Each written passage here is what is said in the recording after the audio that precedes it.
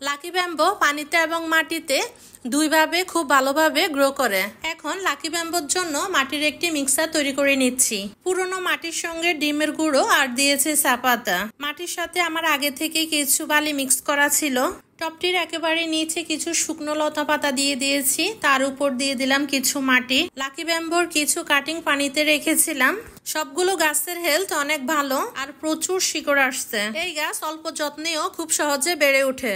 এই গাছটি সরাসরি রোদ্রে রাখা যাবে না, কারণ পাতাগুলো ঝলসে যেতে পারে।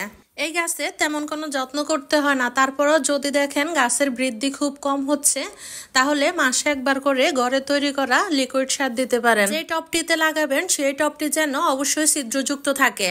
এই গাছ জলাবদ্ধতা পছন্দ করে না। গাছের গোড়ায় পানি জমে থাকলে গাছের গোড়া পচে যাবে। আর যদি পানিতে রাখেন সেক্ষেত্রে সপ্তাহে একবার করে পানি চেঞ্জ করে দিতে হবে। আজ এই পর্যন্তই, আল্লাহ হাফেজ।